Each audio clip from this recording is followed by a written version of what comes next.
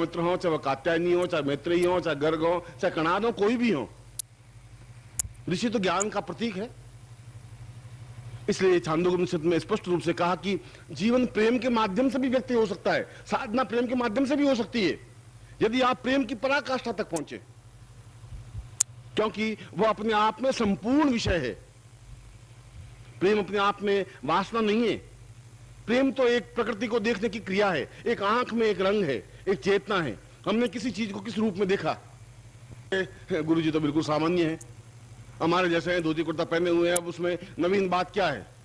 आपने देखा किसी ने उसमें गुरु में ज्ञान का विस्तार देखा, तीसरे आदमी ने उस गुरु में पूर्ण ब्रह्मता देखी, पूर्णता देखी, चैतन्यता देखी, चौथे आदमी ने एहसास किया कि इतना हजारों हजारों शास्त्रों का मंथन एक आदमी कैसे कर सकता है, कैसे संभव है? लाखों ग्रंथ, धर्म, पुराण, वेद, शास्त्र कंठस्थ कैसे हो सकते हैं? एक आदमी के बस की बात नहीं, जरूर कोई अद्वितीय है, कोई चीज तो जरूर है, वह उसको अनुभव कर सकता है। वो तो आपके देखने का भाव हुआ। बुद्ध को बुद्ध के ढंग से देखा जा सकता है। कृष्ण को दुर्योधन ने गालियां भी दी, बुरा भला भी कहा, धृतराष्ट्र ने उसको अंधा कहा, भीष्म ने उसको ब्रह्म कहा, अर्जुन ने उसको मित्र कहा, गोपी ने उसको प्रेमी कहा, रुक्मणी ने उसको पति कहा, राधा ने उसको प्रिय कहा। वो तो व्यक्ति तो एक ही था, देखने का भाव अलग था। आपके आंख का भाव क्या है, यह देखने की क्रिया अलग है। और उपनिषद एक ही बात कह रहा है कि आपकी आंख कितनी निर्मल है, उससे आप पहचाने कि आपका जीवन क्या है। जब आपकी आंख घटिया है तो घटिया ढंग से जीवन को देख सकते हैं, फिर आप में उच्चता नहीं आ सकती। आपकी आंख ही घटिया है क्योंकि घटिया ढंग से जन्म लिया, घटिया ढंग से रहे, आपको कोई ज्ञान की चेतना देने वाला मिला ही नहीं, कोई गुरु नहीं मिल पाया, और मिला भी तो आप बिल्कुल पास में से निकल गए। तुम्हारे जीवन की विडंबना है। हमारा जीवन पूरा जीवन का एक पथ है, रास्ता है। मैं चल रहा हूं और आप पास में खड़े खड़े टुकुर टुकुर देख रहे हैं, मैं अपने रास्ते पर चला गया। एक चूक गए, एक जीवन का क्रम चूक गए। मिले और पांव पकड़ ले, पांव पकड़ ले, छोड़े नहीं, यह जीवन होना चाहिए। दूसरा है जीवन का कोई भी क्षण, इस क्षण में भी एक सेकंड बाद तुमने मुझे देखा और अपने जीवन में उतारा और हमेशा के लिए उतार दिया, फिर तुम्हारी आंख में आंसुओं के अलावा कुछ नहीं रह पाएगा। और आंसू तो जीवन का एक सौभाग्य की बूंदे हैं, हर एक के बस की बात नहीं है। राक्षसों के आंसू नहीं आ सकते, दुष्ट व्यक्तियों के आंसू आ ही नहीं सकते, कुत्तों के और बदमाशों के आंसू नहीं आ सकते। जो भक्त है, जिसकी आंख में करुणा है, दया है, प्रेम है, छलछलाहट है, उसकी आंख में आंसू आ सकते हैं, उसके हृदय में वेदना आ सकती है, उसके सीने में चीत्कार हो सकती है, वह एहसास कर सकता है। ऐसा जीवन जीवन कहलाता है। ऐसे जीवन में वह चाहे पौरुषवान हो, चाहे क्षमतावान हो। जब उद्धव आए कृष्ण को लेने के लिए और जब राधा से अलग हुए कृष्ण, उस समय का वर्णन रसखान ने बड़ा सुंदर किया है। रसखान ने कहा कि कृष्ण बोले नहीं, राधा भी नहीं बोली। राधा ने एक क्षण के लिए कृष्ण को देखा और कृष्ण ने अपनी आंख में बहुत छोटी सी बूंद, पानी की छोटी सी बूंद आई और उन बूंद के माध्यम से उस राधा को देखा और मुड़ करके रवाना हो गए और बहुत कुछ कह दिया जो कुछ कहना था, और बहुत कुछ सुन लिया राधा ने जो कुछ सुनना था। एक पानी की झिलमिट बीच में रही, एक पर्दा सा बना और उस पर्दे में अपनी बात सब कुछ कह दी। राधा ने नहीं कही, कृष्ण ने नहीं कही, उस पानी की बूंद ने कह दी, उस आंसू की झिलमिलाहट ने कह दी, वो चादर ने कह दी जो बंधनवार सजी हुई थी आंख के राधा के बीच में।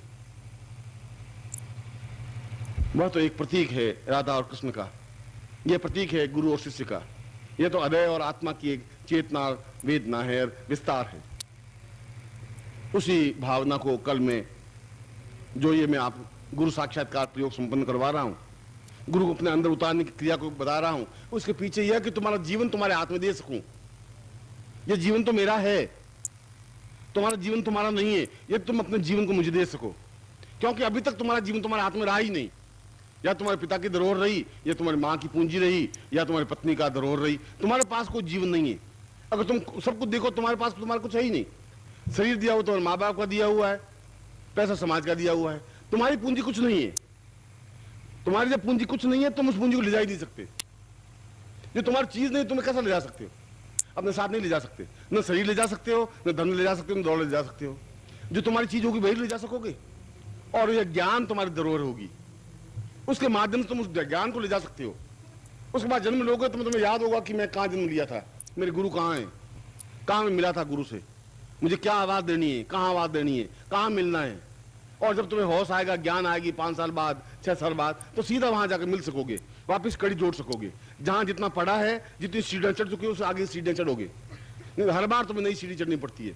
हर बार तुम्हें एक मलमूत्र के बीच में जीवन को व्यतीत करना पड़ता है। हर बार एक घटिया और गंदे जीवन के बीच में से आगे बढ़ने की क्रिया करनी पड़ती है। और फिर मैं तुम्हें ये भी संस्कार करता हूं, मैं तुम्हें चेतना देता हूं, ज्ञान देता हूं, मंत्र देता हूं, फिर तुम्हें बताता हूं तुम कौन हो, कहां हो, तुम्हें फिर बताता हूं कि तुम्हारे अंदर वो ज्ञान की चेतना थी, है, प्रस्फुटित करना है।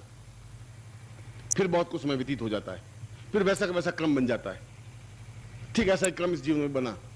इसलिए जीवन में गुरु की जरूरत है। जीवन को पकड़ने के लिए, जीवन को समझने के लिए, जीवन को अपने अंदर उतारने के लिए, पिछले जीवन को देखने के लिए, आगे के जीवन में पहुंचने के लिए, और जीवन में आनंद अनुभव करने के लिए, किसी के सामीप्यता प्राप्त करने के लिए। कोई हमारा है, यह एहसास मामूली बात नहीं है। कोई हमारा धरोहर है, कोई हमारा चिंता रखने वाला है, कोई हमारा रखवाला है जो हमें रक्षा कर सकता है। फिर हमें चिंता करने की जरूरत कहां है? और तुम चिंता करते ही क्यों हो? तुम चिंता करने वाले होते ही कौन हो? जब तुम्हारे पास पूंजी नहीं, तुम्हारा शरीर नहीं, तो फिर तुम चिंता रखने से क्या होगा? जब तुमने अपने आप को सौंप दिया तो फिर तुम निश्चिंत हो सकते हो, निर्भीक हो सकते हो। फिर तुम्हारा जीवन कहीं भटकेगा नहीं, फिर तुम्हारी पगडंडी कहीं बदलेगी नहीं, और मुझे किसी प्रकार की चिंता व्याप्त होती नहीं।